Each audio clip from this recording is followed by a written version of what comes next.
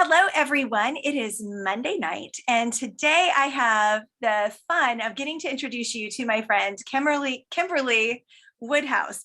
And the reason this is so much fun is I've known Kimberley for probably about as long as I've been writing, but she started writing in 1997 and had all these stories, and then they started coming together in 2001. And actually, I'm going to let Kimberley tell you more because her story is just so fun and is filled with like the stars of Christian writing. So Kimberley, would you like to introduce yourself?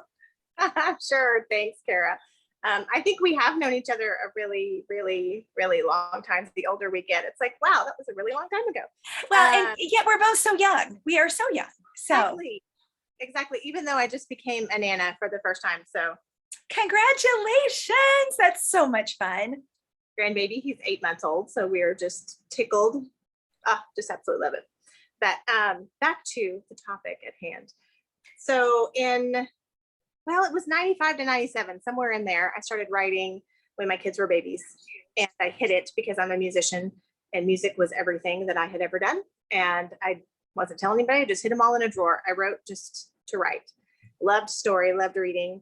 And a friend of mine found them when we were about to move to the mission field. And she came in to this big stack of papers, and she literally whacked me over the top of my head and said, "Kim, if you don't do something with this, I'm going to kill you." And oh my goodness. Nothing like a little suspense. We're just going to beat you with your own books. Everybody needs a friend, I think, who will threaten their life, who loves you enough to threaten you. And at the time, I had no idea what to do. I had no idea about writing. And I kept telling her, it's like, I don't know what I'm doing. I'm a music person. And she said, well, Kim, she said, I really feel like that's because you have confidence in music. That's something that you've done all your life. And maybe you need to step out of your box so that God can do this through you. And I was that is amazing. So were you a songwriter or a musician as part of like a worship band? Or when you say it was your life, what did music look like in that time? Piano and voice lessons, my whole life, competitions, my whole life. I had a scholarship to Juilliard. I was a music major. Oh my goodness. I just thought, my dad thought I was going to be the next great concert pianist. My mom thought I was going to be the next Sandy Patty. That's kind of just music had been everything I had never been looked outside of it. And my English professor in college had told me, he goes, you are so gifted as a storyteller. And I was like, oh, okay. I'm a music major. I just still had the blinders on, and I didn't see what God was doing through it. And so I'm so thankful for my friend Dina, who did that and threatened my life. And I wrote my favorite author, and I think I still have the email. It's from 97, I think. And it was to Tracie Peterson, and she wrote me back. And she is my dearest friend today. We write books together. She's been my mentor for 20 plus years. And I was telling Kara just a few minutes ago, she and Colleen Coble, I think, are probably the two biggest influences in my life that really steered me and mentored me and put me in the right direction, especially with ACFW, and just, took me by the hand and said, that's okay. We'll help you learn the craft. We'll help you learn, whatever God has for you. That's awesome. And, Tracie Peterson's part of my story as well, although not in that reaching out and emailing kind of way. That was Colleen for me. Colleen Coble was the one who I met her at a book signing, and my husband's like, has she told you she wants to be a writer? Because I was never going to say that. And then she hands me her card, and I email her after the book signing going, okay, so nothing's going to come of this, but I can at least say I tried. And, I sent the email, and I think in like 5 minutes I had an answer, and I was like, what? Oh my gosh, she emailed me. So that feeling is amazing when, someone that you admire and you respect takes that interest in you. And so Tracie, it sounds like just really opened some doors for you and helped to kind of encourage you along the way. So do you think you would be writing today if she hadn't been willing to take on that role in your writing life? I don't think I would have, because I was at the same point, because when, I promised my friend I would do something with it, she told me, she said, Kim, you're hiding your light under a bushel. And I thought, well, I at least have to try, right? But I didn't think anything was going to happen with it. So I thought, she'll never write me back, that I won't have to worry about it. And I said, okay, I, fulfilled my obligation. I tried, right? That was it. And Tracie wrote me back. And I don't think I would be, when she first recommended to me to join ACFW, I think there were 47 members. Oh, and wow. we were So you got in at Alaska, the beginning. well, I couldn't get in at the beginning because we didn't have any way to have contact because we were in Alaska at the time, and we didn't have good email. We didn't even have satellite and internet and all that kind of stuff. So there wasn't any way to stay connected. And so when I did join a few years later, I was shocked that there was hundreds of people that were in ACFW. And Colleen Coble just took me under her wing, and Danita K. Paul, because we lived in Colorado Springs, we met together. So there were just so many people that poured into me that I can definitely say, I don't think I would be where I'm at without Tracie, without Colleen, without Danita, without ACFW. I really don't think, 30 plus books, wherever I'm at now, I don't think I would be there. But loving people reached down and helped me up to the next step.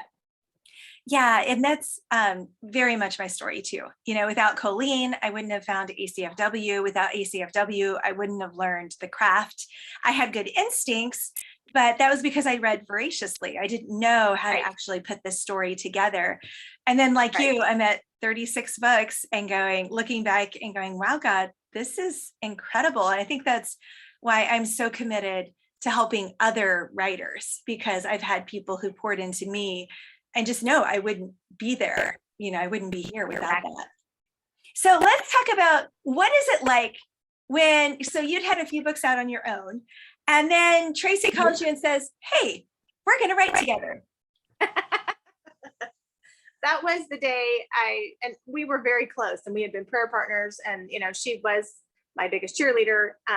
So I was kind of shocked. It was something I would have never asked, of her. I don't think I've ever would have, thought of asking that of her. And, I'm in my kitchen and like about to fall off my stool because it's like, what did you just say? And she was dead serious. And so I joke about it now. And when we're on book tour and everything, we laugh because it's like, when the Tracie Peterson says you're going to do something, you do it.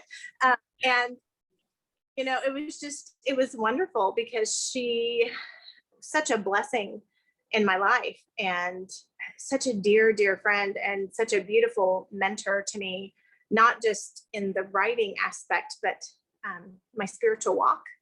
And so that connection was so wonderful. We knew we were on the same page together, and that we would fit well. And so how many books later, here we are, and we still have a bunch more coming. That's awesome. So the latest one that you two wrote together was Ever Constant, which is set in Alaska, which you have a lot of familiarity with from your time up there serving as a missionary with your husband. So how did you guys decide that, okay, it's going to be Alaska? This is where we're going to set our next book or our next series. Well, our very first book together was Alaska. And that was after I had written several Alaska books. She has such a heart and love for Alaska. She basically lived there. She's gone there so many times. She visits so much, and she's written series. And so our first book together was Alaska. And then I think our first series together was the Heart of Alaska series, which was in Curry. And so when we were thinking about for this one, this is in Nome. We did Treasures of Nome. So we were just both doing research. And I found the most hysterical picture in the digital archives of Alaska of the Nome Dairy and Poultry Yard. And you don't think of, Nome, Alaska having a dairy and poultry yard, in the early 1900s during the gold rush. And there's this picture of the snow that's taller, than the people. And they have little trenches dug out so they can walk in it. And there's a cow standing there, being led by a rope, and he just looks miserable. And, the guy's walking with a yoke over his shoulders and pails of milk. So he's, got the yoke and he's carrying the pails of milk. And then there's a little chicken running across the top of the snow.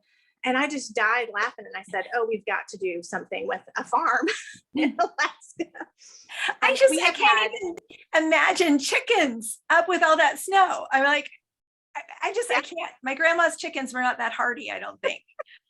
Well, when we lived in Colorado, we had chickens, and it was really funny because people would always look at me. I guess I'm too frou-frou or something. I don't know. that they would say, "You have chickens?" Like, you don't look like somebody who would have chickens. And I named all of my chickens, and they all had backstories. And, I talked to my chickens when I went out there.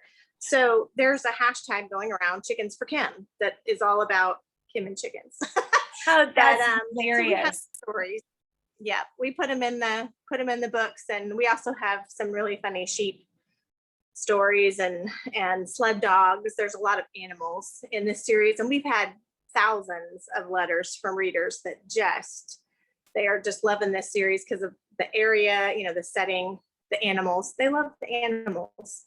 Yeah. And the character, 3 musical sisters. Okay.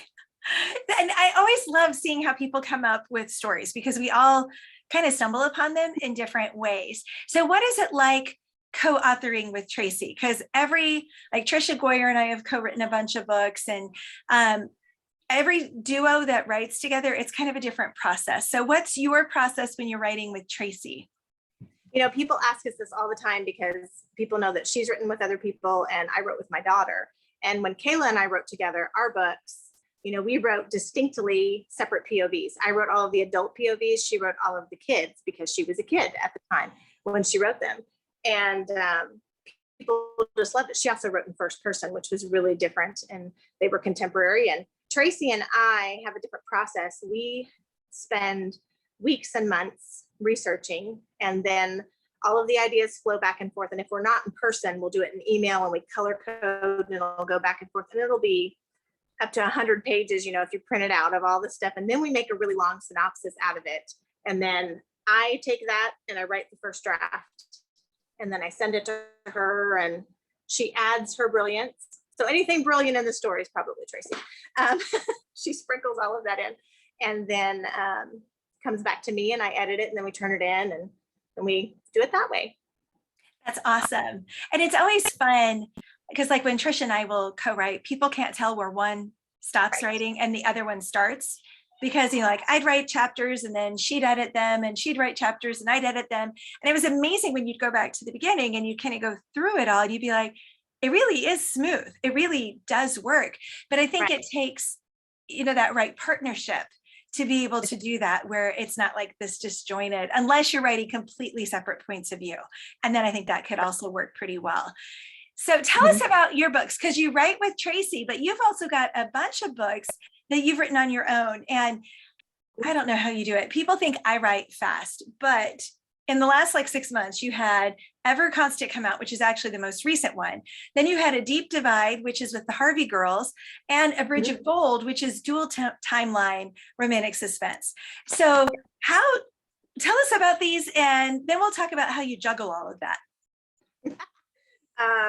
Well, juggling is really fun. Like right now I have a deadline March 7th, March 14th, March 31st, April 5th, and it's all different books at different stages, turning in one book, line edit, macro edit, turning in another book, so it's learning balances.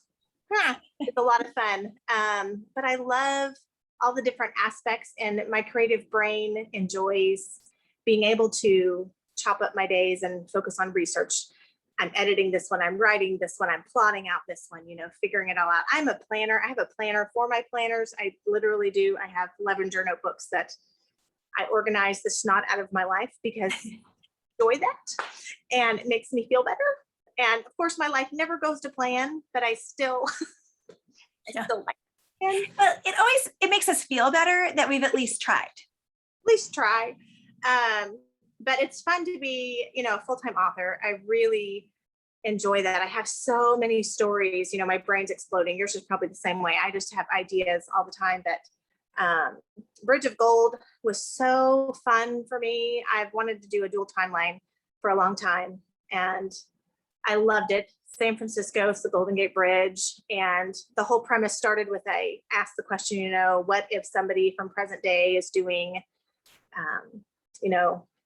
work on the bridge, and they find human remains.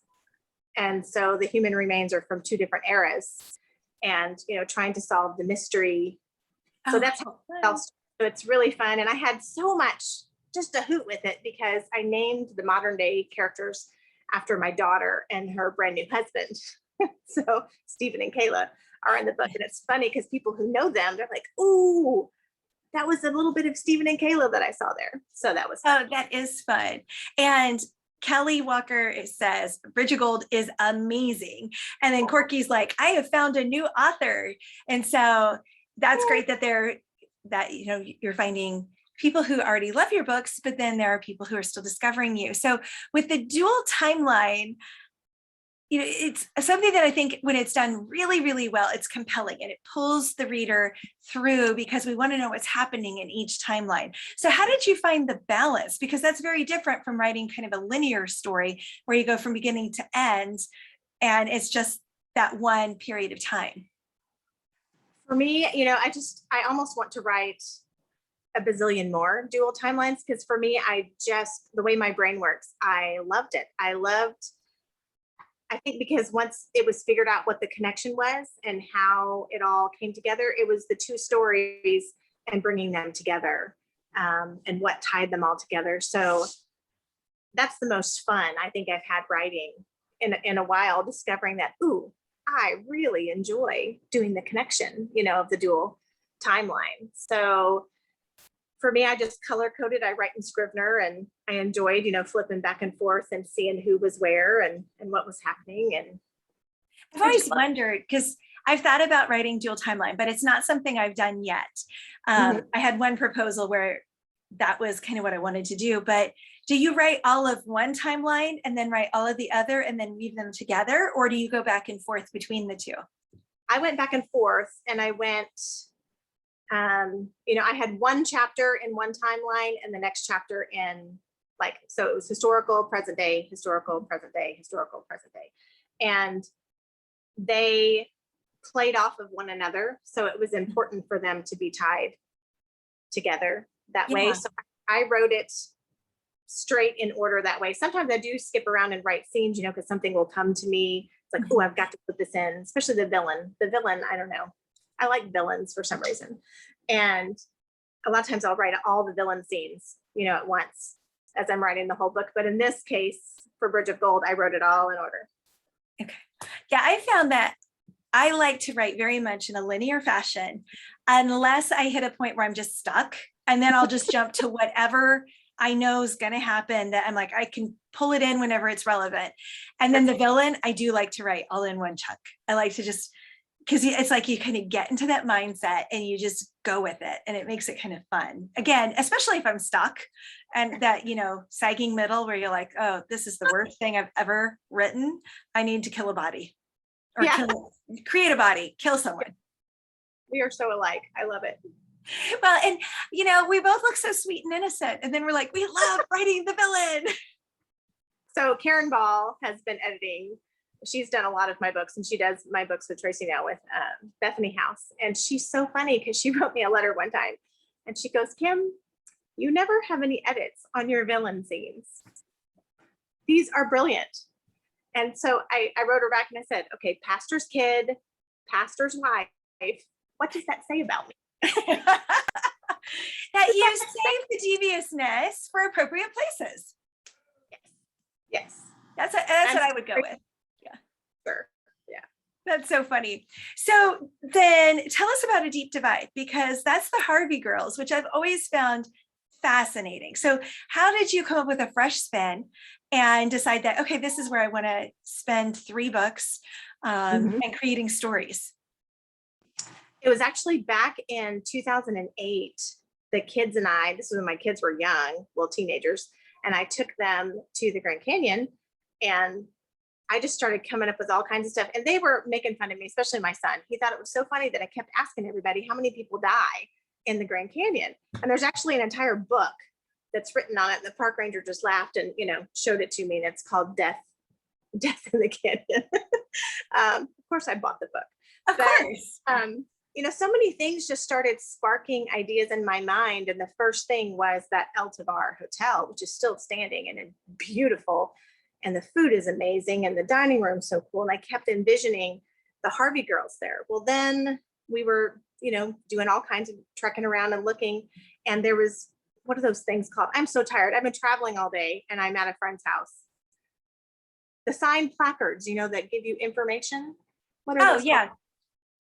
I don't know what they're called, but I know what you mean. Like There's the historical markers. Yes, and they have there's a name and I've lost it. I'm tired. But it was about the Spanish who came in 1540 and, discovered it in present times. And I thought, oh, that's really cool. So actually A Gem of Truth, which is about to come out in September, which is the second book in the series, it actually has a legend that goes along with the Spanish coming in 1540. So it has some treasure and stuff that is in that one. And then A Mark of Grace is the third book in the series, and it comes out in January. So there's Harvey girls that are the heroines in every story, and then they're all at the El Tovar, they're all at the Grand Canyon, but there is a mystery, a suspense in each one that's different. That is so fun, because when you've got a historical thread and you've got a romantic thread, and then you add the suspense, there's just so much that's happening in the book. It's always fun to write that. Yeah, it's been fun having the different twists that I've been doing and hearing from people that they have not been able to figure it out. So that makes me very happy, especially like when my editor, didn't know a twist that I had put in there. She goes, "Oh, nicely done." It's like, "Oh, thank you." That's where you frame it. You highlight it, you frame it, you put it on the wall for those days that you're like, I don't know why I'm bothering writing. Yeah. Doing this again, I state, why am I writing? Why do I do this to myself? God sends a form of encouragement, from a letter, from a reader that just will say something that just snags your heart and you're in tears and you realize, okay, this is why I'm doing this. Okay, I get the point. Yes, I will keep going. Awesome. That is so cool. So if someone was going to start with your books, which one should they start with? Should it be A Deep Divide, since that's the first one in a new series? Or is there another book that readers just always resonate with? Oh my goodness. I would say start with A Deep Divide. Yeah, it seems to really have been touching a lot of people, and I'm really excited about this series. I'm really excited about all of them. But Bridge of Gold, if you enjoy the dual timelines, I had a lady at church on Sunday who had never read one of my books, and she goes, "I stayed up all night and I couldn't put it down." And she goes, then she bought a whole bunch of them and brought them to church so I could sign. And I love it when somebody just picks up a story and they love it. It resonates with them. So A Deep Divide, I'm here at Becca Whittam's house, and she's also an author, and she is the mother of my son-in-law. So that's a fun story because we've been dear, dear friends for 10 plus years. But anyway, I'm here, and she would always say, whenever people ask that her favorite is No Safe Haven. And that's the first one that I wrote with Kayla, and that's romantic suspense, contemporary. Yeah, that's awesome. And I love that story. It's so fun when your child marries the child of one of your best friends. That's just so cool. Yeah. So thank you so much for joining me tonight. This is so much fun just to catch up and to learn about all the things that you're working on right now. And just love, you make me tired, and that doesn't happen often, but 4 deadlines in the next 6 weeks. My hats are off to you, girlfriend. That is amazing. But thank you so much for joining us and letting readers discover you. And like Kimberly said, a great one to start with is A Deep Divide. But if you like the dual timelines, then definitely try A Bridge of Gold.